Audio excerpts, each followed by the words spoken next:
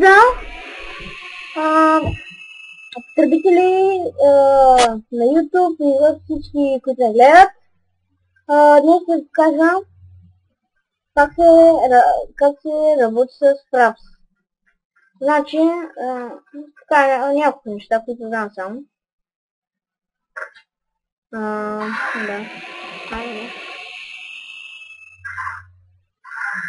И ето това прозорче е Fraps.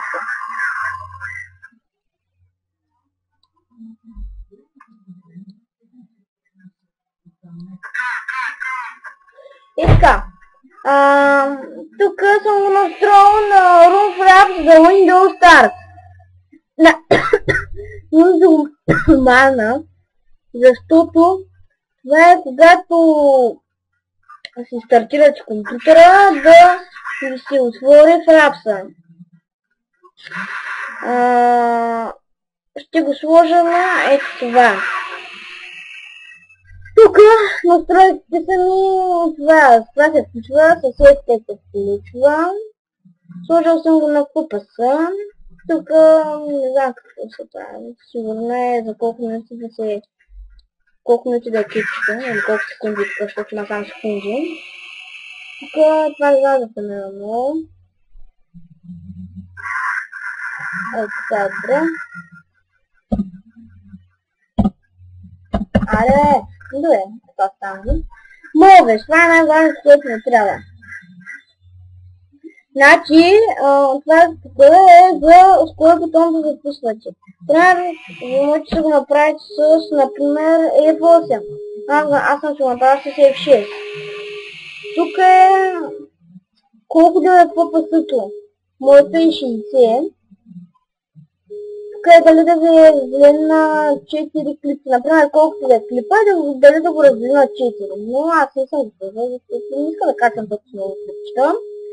Значи, тук е дали с Windows 7, ако да. И така ще го направите. Тук също. Тук F10 да снимате. И ето сега ще ви покажа как става. F10. И мисля, че... Да, не, извинявайте. Ще направя на снимка.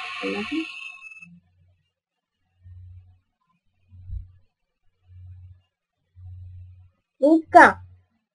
Сега ще включа Minecraft.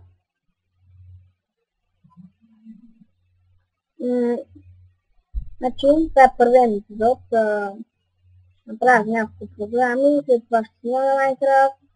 Първо да покажем, след това втория епизод. Така. Ето, значи, натискаме F10. Хоп!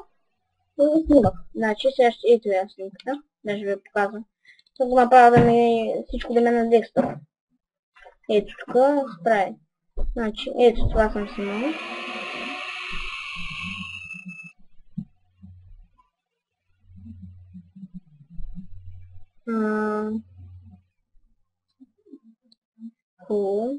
Ето. Така, и с Movies, например, натискате F6. Ето тук трябва да се появи в червено. И като натискате пак F6, спирате ето. Чакайте само да спира само тази снимка. Да.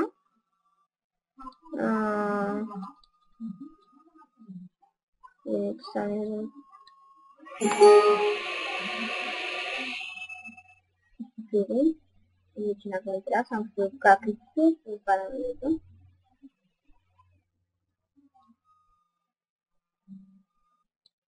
И ето клипчето. Значи, тук се запомничава, аз съм го направил в видео папата, да не се запомничават клипчетата. И ето, спарам го с дисплеер и нищо.